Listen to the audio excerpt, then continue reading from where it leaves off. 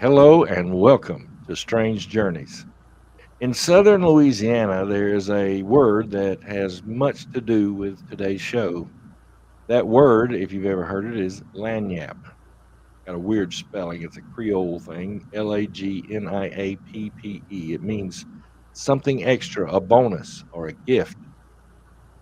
An 8-year-old girl who had received the heart of a murdered 10-year-old girl began having recurring nightmares, vivid nightmares about a murder without having been told any of the details. Her mother arranged a consultation with a psychiatrist who, after several sessions, concluded that she was witnessing or had witnessed the actual physical incident. They decided to call the police, who used the detailed descriptions of the murder with the time, the weapon, the place, the clothes the man wore, and what the little girl he had killed had even said to him. These were all given by the little girl, and they found and convicted the man in question. Do some organ recipients receive a little something extra when they receive an organ transplant? Maybe. Well, let's talk about that today.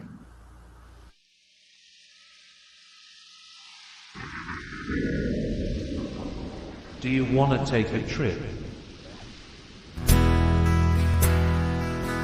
With you ghost host Tom and ghost guy Tim. And the executive team, Andrea, Ben, Dagny, Donnie, Lewis, Lynn, Selina and Tom.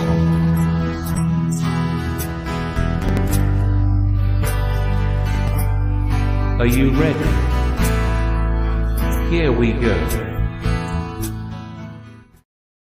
And welcome back to Strange Journeys. Watchers, I thank you for being with us today. I'm Tom, your ghost host, and that right there is Selina Miller, and she's with us today.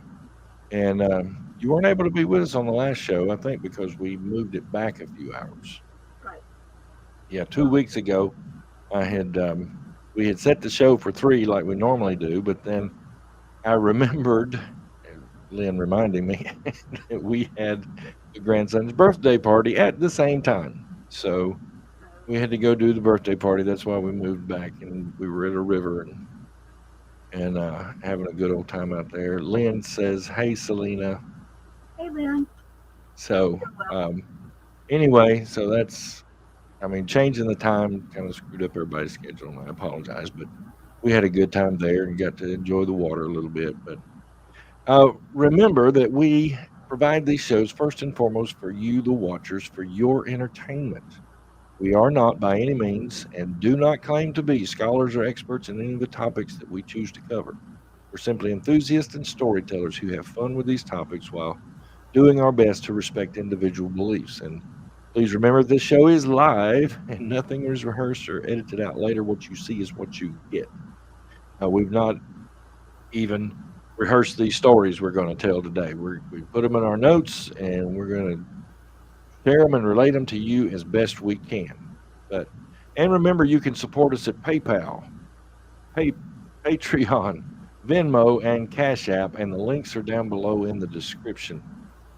And of course, Patreon is a monthly commitment. If you can do that, and the ones that are doing that for us, we certainly appreciate it. But if you're not into the monthly commitment thing, you can give us a one-time gift at PayPal, Venmo, or Cash App. And we certainly appreciate it. It'd be like a tip, like when I play on stage, I have a tip bucket out there, for anybody that wants to drop a 5, 10, 20, or whatever. And if you're watching on YouTube, please like, subscribe, and sign up for notifications. Click that thumbs up and subscribe to the channel. Like and subscribe to all these videos that Papa Tom made. Hit that notification bell up. My work here is done now. Yeah, what he said. And it was his birthday we were celebrating 2 weeks ago. Also, remember, in the next few days, this show we're watching right now will be up on Spotify, Google Podcasts, Stitcher, Pandora, and, well, let me back up. No longer on Stitcher. Stitcher is shutting down. I don't know all the details or reasonings behind that, but we're on Spotify, Google Podcasts, Pandora, and iHeartRadio. And because of that, we're not showing as many pictures as we used to because most of those are audio only. On Spotify, you can still watch the video.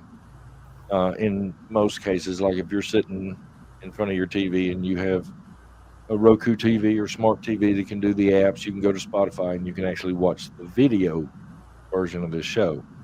Like if I'm driving to work and I pull up Spotify, it doesn't show me the video; it just gives me the audio. I got a couple of podcasts that I listen to that way. But because of that, we're not doing pictures, especially as much as we used to. Uh, when we started the show, I would have a ton of pictures for every story we were telling, and number one, it reduces my research and prep time. But number two, pictures don't uh, translate too well on some of these audio only platforms. So any of that, but on Spotify, if you would like to leave us a message or a tip, you can do so in the description of that. There's a link that you can follow right there. And also, we have a new mini podcast on Spotify. It's called What Do I Know? You just look for the red question mark, and it's where I just ask a strange question. Let's see, here's Spotify, Strange Journeys. I just put one up this morning, and it's called What Do I Know? Why So Grave? Where we ask the question, why is there so much activity in graveyards and cemeteries? Now, one thing, and there's the red question mark to look for. You see it there. I don't answer these questions necessarily, but I ask more questions. so, so, so if you're in the habit of asking questions, and I close most of them by saying, you know, the title of the show, What Do I Know? I'm just your ghost host, Tom Rouse, asking questions and encouraging you to question everything. So I hope you check that out as well. But also on there, I've started something new. Me personally, this has nothing to do with the show, a podcast called I Don't Want to Leave. And I share about my music, about my writings, my thoughts on different topics. So if you could check that out, I'd certainly appreciate it. It's called I Don't Want to Leave. So I I hope you do that. It's called I Don't Want to Leave, number one, because it's named after one of my songs. It's the title track from my CD I put out several years ago. But I'm getting to the age now that I got to get these out before I leave. you know, I don't want to leave before I tell all my stories, so I got to get my stories out there. And they're not. I mean, everything I do for Strange Journeys is the weird and odd, the unusual, the supernatural, paranormal, and my personal podcast is just stuff. It's just all kind of stuff from my life stories, adventures I've gone on, and things of that nature. So I hope you check it out, and I hope you enjoy. So now the last show, have you gotten to see that one yet? Highway Route 66, Strange Highways, Route 66. No, I gotta check it out yet. That was crazy. Tim, of course, is writing a book, and speaking of Tim, he's at a little trade show today. Set up has a vendor table set up for some of the extracurricular activity that he does. So he's busy. He said he would try to jump in here at some point. So hopefully we'll see him jump in. But anyway, he's writing a book on the paranormal side of Route 66. And when we were working on the outline 2 weeks ago, or 3 weeks ago now, he was throwing in all of his research, and we had like 32 pages of notes. Most of mine, even on the heavy side, are like 8 to 10 pages. And he had 32 pages in there. I was like, my God, Tim, we're going to go on a marathon here. We can't. So we shared, we shared 8 or 10 stories. I don't know. But he actually shared a couple that, I mean, you hear the stories of sightings and things like that, but he shared a couple that were just, for the paranormal, they were strange. Like these two guys are trying to lift this heavy I don't know, like a big box or something up the stairs, and they get close up to the top of the stairs, and they're about wore out because it's heavier than both of them need to be lifting, and they feel somebody touch them and feel somebody lift the box with them and move it on up to where it needs to be. Now, Oh, neat. A helper. now when have you heard anything like that? That is just so wild. I haven't. And then another one, there's this town at an intersection of Route 66 where this little girl is seen on a regular basis playing hopscotch in the street. And she's transparent. Cars will drive through her. People can see things on the other side of the street through her. But she's just sitting there playing hopscotch. I mean, most of the time you hear these stories, they're like, just standing still or walking. Uh-huh. But he says it's obvious this little girl's playing hopscotch. And I thought that is just so wild. I, I mean, it just caught me off guard because I'd never heard any type those two that I'd never heard anything like that before in the paranormal. So anyway, go back and check that out. It is on Spotify now. So go back and check that out on YouTube, Spotify, or any of the others. So, and now on with the show. I wanted to say before we would get into the stories, we're only sharing experiences and stories of the high strangeness that certain individuals have had after receiving an organ donation. And we might be theorizing on why these experiences happen. But one thing we're not going to do is delve into the sometimes controversial aspect of the process itself. Should you donate your organs or shouldn't you? There are validations on both sides of the arguments, and we're not here to discuss those. In other words, we're not talking about the right or wrongness of organ donation. I mean, I know some people that are vehemently for it and others that are vehemently against it. As my daddy used to quote an old preacher, he said this old preacher said one time, "Are you for it or are you against it?" So, excuse me. Some people are fully dedicated to getting organ donations, and others are fully dedicated to stop people from donating organs. So we're not here to get into that controversy. But suffice it to say, someone's tragic end of life may lead to the extension of someone else's. I mean, that's the bottom line of what's going on here. Whether you agree with it or not, sadly, when this person passes away and their organs are donated to this other person that is dying, that other person can continue their life. Yes, it is tragic because this person lost their life. But at the same time, it's a blessing because the recipient keeps to go on living goes on living their life. So, but as we state on every show, we're going to do our best to respect individual beliefs, and that includes the world of organ donations. And we appreciate your understanding in that because we're here to tell stories.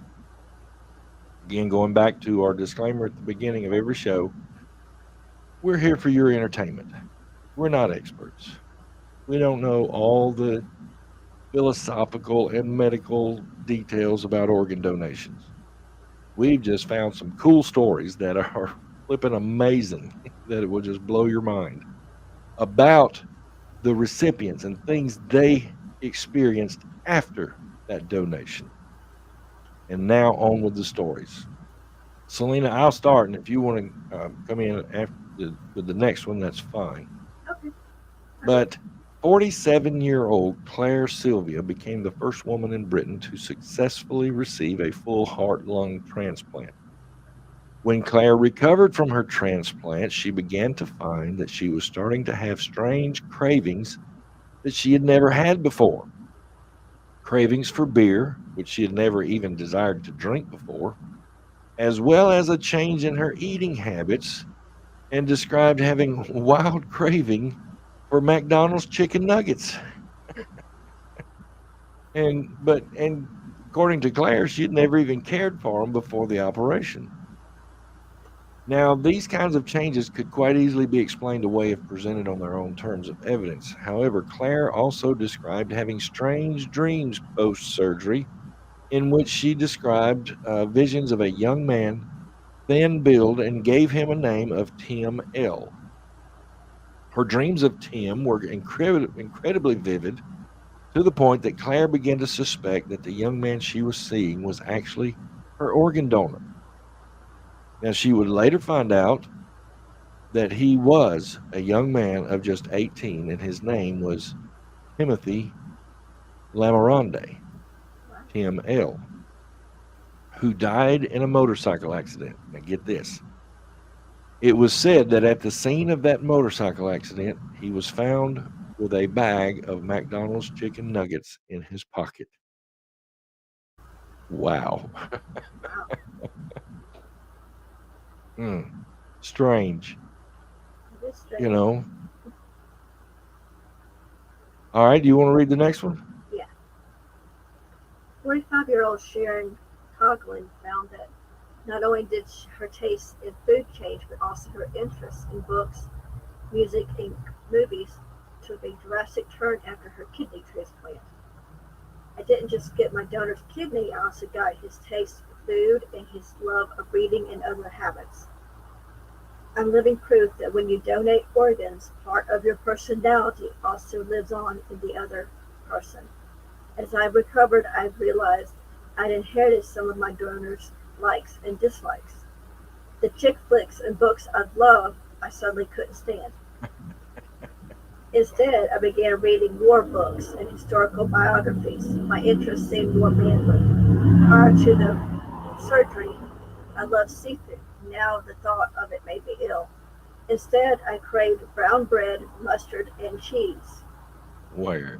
Wow. Wow.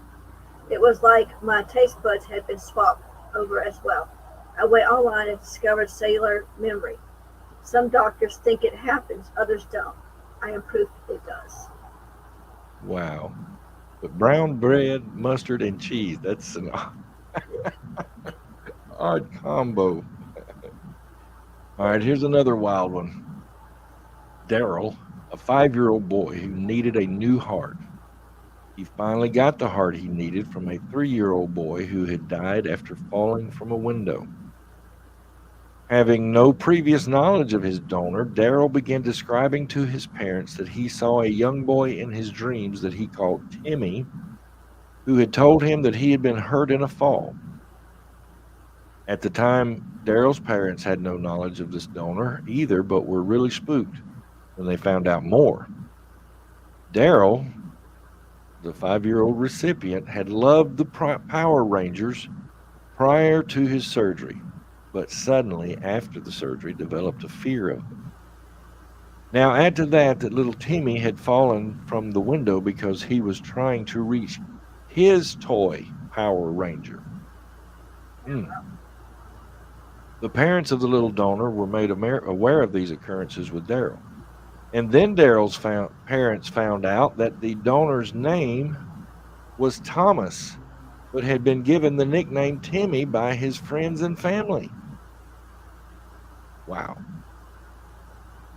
At one point, Timmy's mother saw a photo of Daryl with his family and noted that she knew even before she was told which boy was Daryl because she recognized the young boy smiling back at her because she said that Daryl's smile was exactly the same as her deceased son's. Mm.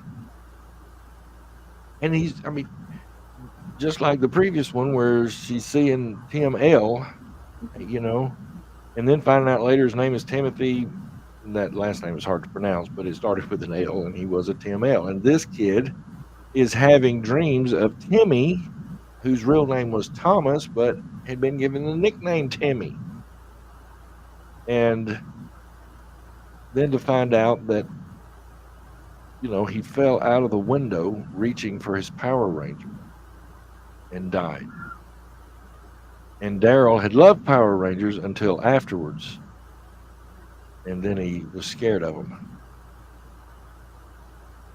Let's see. Okay, Lynn put a comment on here. I wonder if you had two people. One was a musician, musical whiz, multilingual, you know, all kind of stuff. And then you had somebody that wasn't a person with all these abilities. I did hear of one where I didn't put it in the notes because I didn't have all the details, but basically, this guy was an artist, loved painting, but he wasn't very good. He knew he wasn't very good. Yeah, killed. Did they kill the memory stored there? But would be a transfer. I'm not sure. But anyway, this basic artist was needing a transplant. I don't even remember which, heart, liver, lung. I don't know.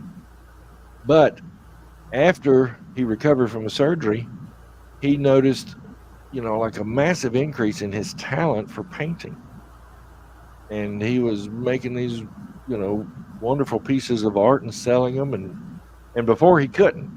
That his work was so much better now, and then he finds out later that the his donor had been a successful artist, and he received that transplant from a successful artist, and then it increased his abilities. So I think that's kind of what Lynn was referring to in the comments. That you know, pretty wild when you start looking at all these individually. Is what happens here. Now, those previous stories I got from the website Paranormal Hauntings blog, and it was from an article called "Organ Transplant and the Unexplained." And and that's what I did. I found these stories. That's all they are. And believe it or not, which kind of shocked me, I couldn't find any stories on Reddit. Maybe I just wasn't putting in the right keywords. But usually for these strange things, we can find stories all over Reddit. Right. So I don't know what's going on there. All right, you want to read the next one? Yeah. In 2008, Sonny Grahamwood, at age 69, took his own life by shooting himself in the throat. He had received a heart transplant in 1995. Aside from being tragic, his death was strange since the person whose heart he'd been given, Tommy Cottle, killed himself in exactly the same way. Wow. Perhaps even stranger was that Sonny had even married Cottle's wife, Cheryl, in 2004, after they dated for several years. Sonny, who'd never displayed such dark tendencies before, met Cheryl after getting in touch with her several years after the transplant, wanting to express his sincere gratitude. The pair, who were almost 30 years apart in age, fell deeply in love soon after they agreed to meet. To most, they appeared happy, but friends described Sonny as a good man and the sort of person who would gladly help someone he didn't even know. Sonny and Cheryl even talked about their experiences and fundraisers. Wow. I wonder if they ever joked about being Sonny and Cheryl. I was thinking about it too. and I mean, they speak at these conventions and fundraisers for organ donations, and him being a recipient and her being married, having been married to an organ donor. And I wonder if they ever got brought on stage as Sonny and Cheryl. I don't know. But that's the unique thing about this is Sonny basically had a personality change at some point. Yeah, You see, friends described him as a good man, the sort of person who would gladly help someone. And he was supposedly deeply in love with Cheryl. So what happened?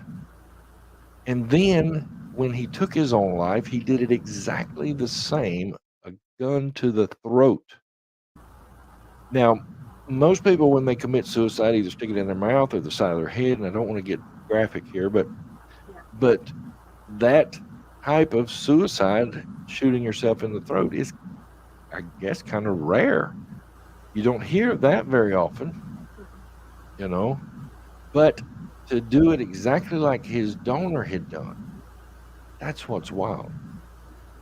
You know, one of those things where it's a little too odd to be coincidence. right. That's what we're looking at here today.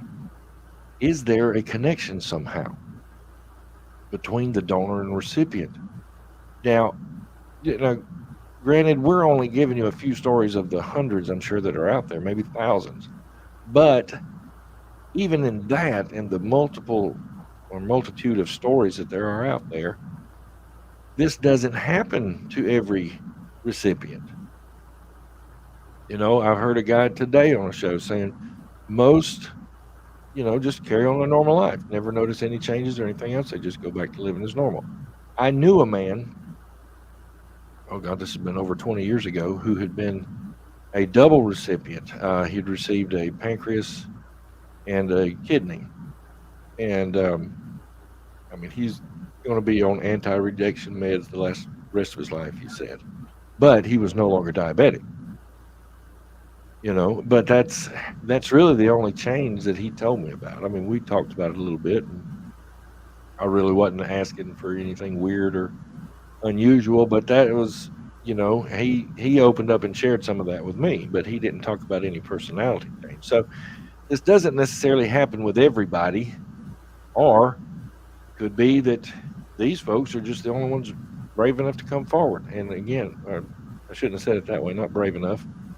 Some people, or most of the recipients, are probably just, so thankful and grateful to be alive that they just go on with their lives and ignore it, Right. or it doesn't happen. I don't want it to sound like they're not brave. They are brave for being where they're at, that they've gone through the surgery and they've gotten the donation. Now, 17-year-old Amy Tippins developed, after her surgery, developed a sudden craving and liking for hamburgers following her successful liver transplant in 1993. But she also developed a sense of moral and civic duty and an appreciation for her community at large. But that wasn't the strangest thing she noticed. She seemed to have new abilities as well. She began to notice she would wander into a hardware store without realizing what she was doing. She also had a whole range of complex do it yourself skills and was physically able to carry them out, building and repairing items around the house.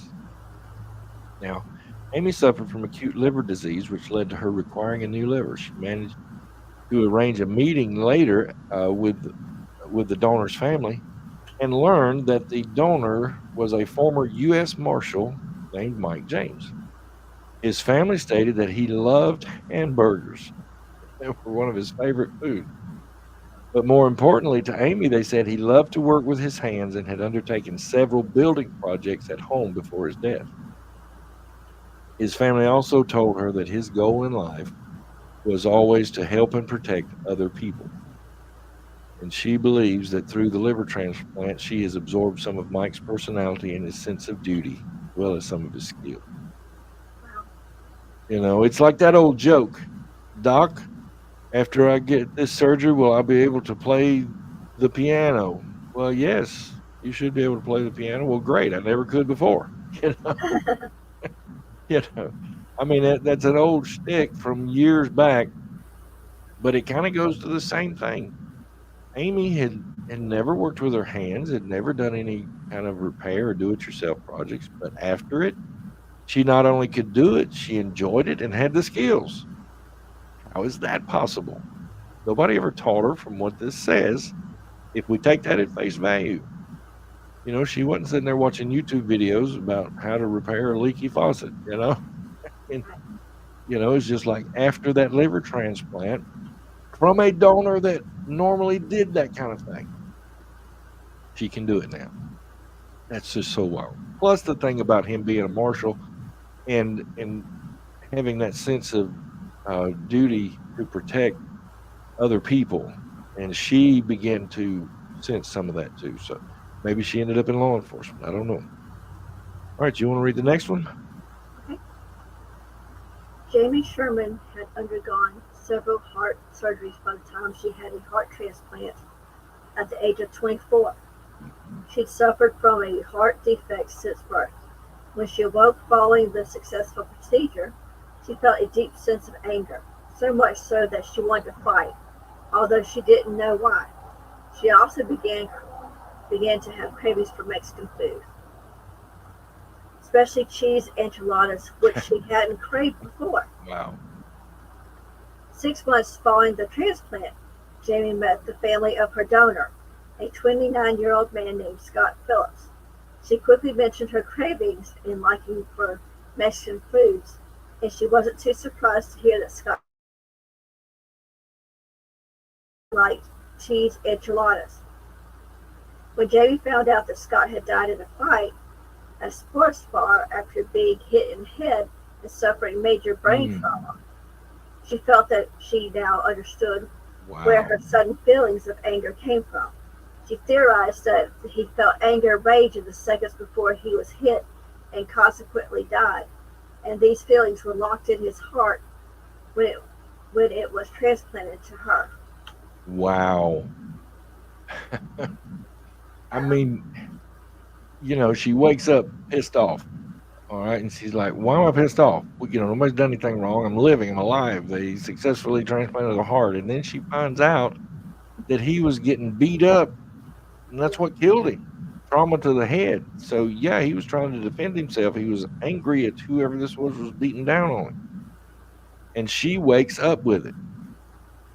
You know, I was going to get this, and I forgot, but it really kind of didn't have anything to do with our topic. But there have been several movies based on this same exact topic, and I was going to research it and find a few of them, but I forgot and got busy doing other things. But this topic, we're not the first, obviously, but it has been explored, and it's just kind of wild that Scott Phillips dies fighting for his life literally and loses, and so yeah, he's pissed off, and she wakes up with his heart in her body, and she wakes up pissed off.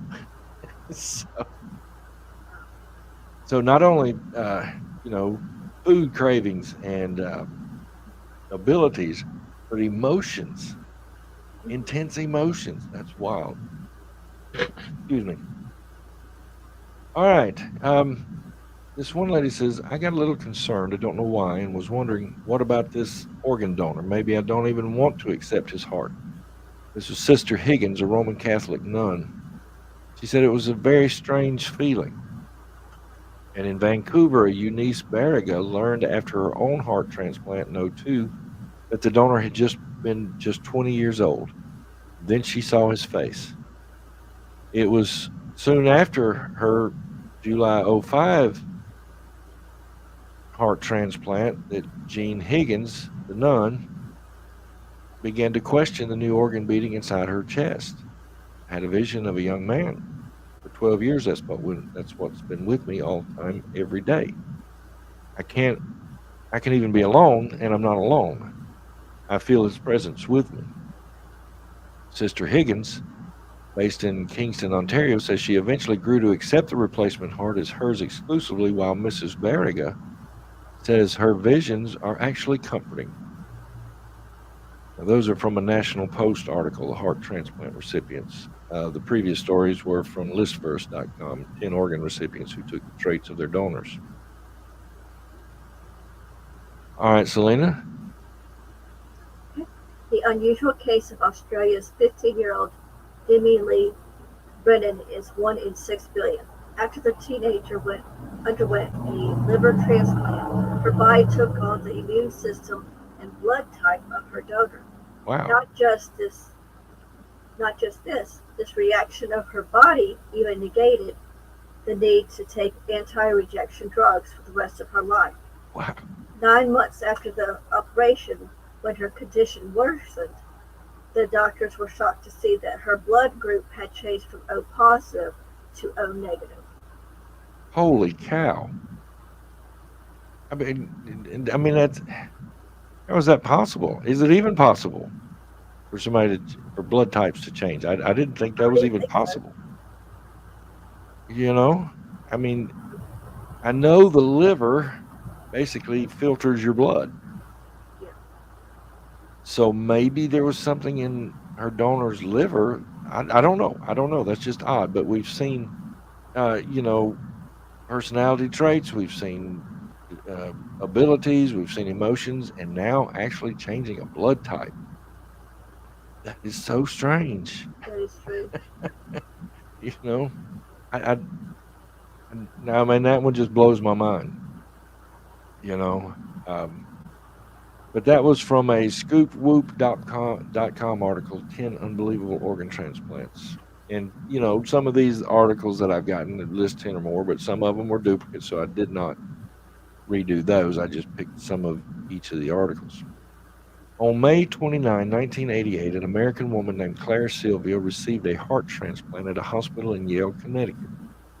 She was told that her donor was an 18-year-old male from Maine in USA who had just died in a motorcycle accident. Soon after the operation, Sylvia declared that she felt like drinking a beer, something she hadn't been particularly fond of. Um, oh crap! And I did it anyway. I've duplicated one. This is the same one. Sorry about that, folks. As I was reading ahead, I was like, crap, this is exactly the same one I read before. Yeah. I mean, it's a different telling of it, but it's the same one. You know. Um, I don't know. This one's talking about KFC. I mean, a motorcycle accident, TML, It's McDonald's. green peppers. Maybe this one's just going into a little more detail. Duh, duh, duh. Yep. No, it's the same story, but this one threw in the KFC. All right. A 47-year-old white male foundry worker who received the heart of a 17-year-old black male student discovered after the operation that he had developed a fascination for classical music. He reasoned that since his donor would have preferred rap music, his newfound love for classical music could not possibly have anything to do with his new heart. As it turned out, the donor actually loved classical music and died hugging his violin case on the way to his violin class. How cool is that? No, that's that. I shouldn't. The strangeness of it is cool. I hate that for the young musician, Yeah. you know, It's young. but yeah, it's heartbreaking that he died hugging his violin case. But, you know, his recipient begins to develop a love for classical music. That's just so crazy, you know. Mhm. I mean, it could almost be labeled racist because the recipient was thinking, well, if I received it from a young black kid, he probably loved rap music, but he didn't. But that was cool that it turned out that his love for classical music came from a young guy. That is so cool. All right, go ahead. The donor was a 19-year-old woman killed in an automobile accident. The recipient was a 29-year-old woman diagnosed with cardiomyopathy secondary to endocarditis. Mm. The donor's mother reported, "My Sarah was the most loving girl. She owned and operated her own health food restaurant and scolded me constantly about not being a vegetarian. She was a great kid, wild but great. She was into free love thing and had a different man in her life every few months.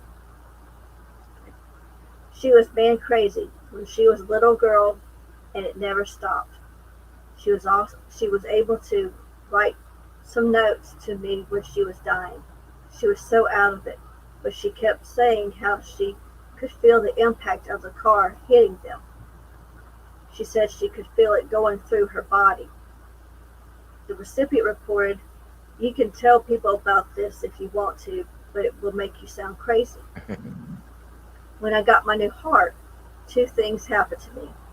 First, almost every night, and still sometimes now, I actually feel the accident my donor had. Wow. I can feel the impact in my chest. It slams into me, but my doctor said everything looks fine. Also, I hate meat now. I can't stand it. I was McDonald's biggest money maker, and now meat makes me throw up. Actually, whenever I smell it, my heart starts to race. But that's not the big deal. My doctor said that's just due to my medicines." Wow. That's from the NamaJournal.com article, Memory Transference in organ transplant recipients. She can feel the car hitting her. Yeah. Now, that story went into more and more detail, but it got more and more adult oriented, so I edited it way down. Oh, okay. But I mean, the mother alluded to it, but I won't go there. But they're saying that she can feel the impact. I mean, the donor was writing notes to her mother saying that she could still feel the car hitting her. And then when that part goes to the new recipient, she starts reporting the same thing. She can feel the car hitting her. Mm. And then, of course, you know, she turns into a health food nut. Yeah. You can't eat meat. Yeah, she hates meat because that's what her donor was like. Right. See, this is just so uncanny to me and so bizarre that these things can happen. You know, it brings to me. I mean, you can go read the theories and the thoughts that medical researchers have on cell memory, but the thought is the theory or hypotheses, whatever you want to call it, is that our memories and experience are stored not only in our brain and our psyche, but somehow embedded deep within our body, in our different organs, in our different cells. We've heard, or I have researched that there's DNA memory, that we have memory from ages back, from ancestors long gone, but it's stored in our DNA. Could this be the same thing? As you take the heart or liver or whatever out of one body and put it in another. Does that transfer the soul or the psyche? It's like in these cases, especially from there on out, there's a connection between the deceased person and the one living with the organ that the deceased person donated. That is so wild. That It's is. strange. You know, I mean, what do you think about that, Selena? It does sound like their psyche is it's like the organ remembers the psyche of the person who it originally belonged to, Yeah, and so when they take it, they put it in the recipient, then they take it on all these characteristics of the person who originally had the organ. So it even though emotions, it's very fascinating. right. Well, it's like we say on the show since the beginning, the only true and irrefutable evidence of the paranormal is personal experience. Right, exactly. And I would never accuse any of these recipients of making these stories up. It sounds like they were just as shocked as everyone else. Is it cell memory though? Is it a connection to other that other being, you know, that are still existing on another plane? Are they now linked to the living person? You It know? sounds like they are. So is it a medical thing or a biological thing? Or does this transcend any of that? Like, is there a spiritual attachment where that donor's spirit or soul stays, at least in some part or some form, with that organ as it goes to the recipient? And then are they somehow able to manifest themselves in that new body?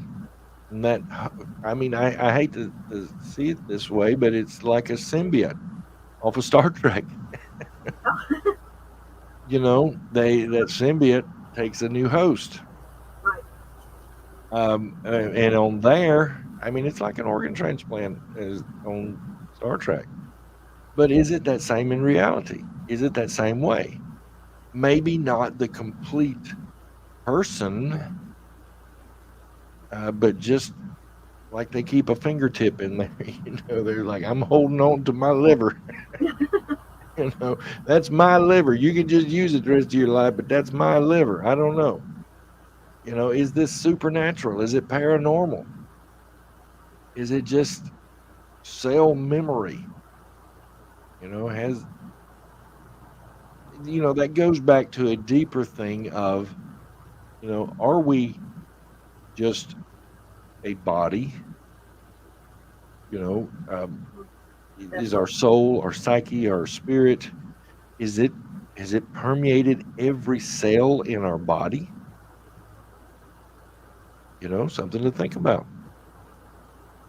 If it does, then, you know, when we do release an organ and, if we're dying and we've donated our organs, it's looking like part of that being goes to the recipient. So who knows?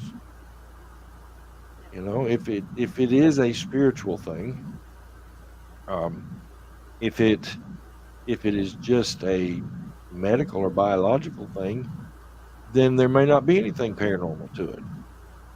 But on the other hand, it could be. I don't know, but it is strange. It is. Uh, so that's what we'll leave you with today. Is this cell memory? I started to say muscle memory, but I guess that would be part of it. If the heart is a muscle, It is. is it cell memory where our memories and experience are not only stored in our brains but also embedded deep inside our cells, or is it something spiritual where the donor's spirit or soul stays in contact with that organ from their body and begins to manifest once it's reached a new host or recipient?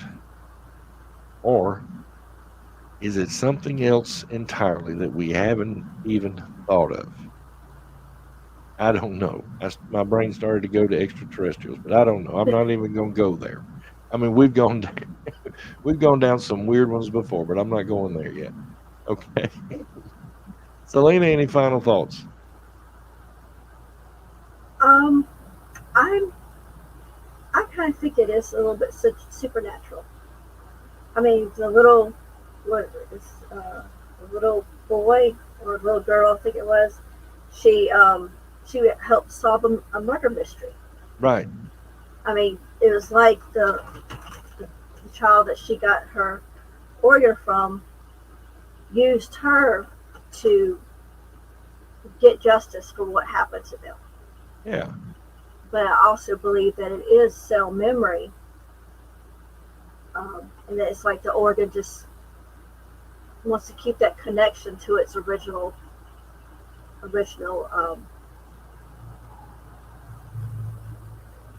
person. Original body part. Yeah, exactly. Wow. Well, I mean that's unique. I mean you're basically saying you think it's a mixture of all of the above. I do. Exactly. That there could be something supernatural, paranormal to it, but at the same time there is something in ourselves that's uh, you know keeping this information of our experiences. I mean, it's just so unique that we've seen emotions, we've seen skills, we've seen desires, and biological things, the blood type changing, after an organ transplant. It's just so bizarre to me. I mean, That things is. like this are not supposed to happen. And like I said, most people do not report any changes other than they're able to get up and go about their lives again.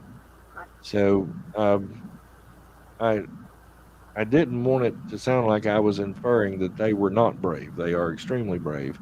But for these, experiencers to come out and report these, that's a bravery as well. To It is. say, look, I've had these changes, since I got my new heart, my new liver, my new lung, and they're going on with their lives, but they're going on as different people, and they're acknowledging the fact that they believe it's because of the transplant that they have these changes in their lifestyles, you know. But I see where you're coming from, that you know, it could be.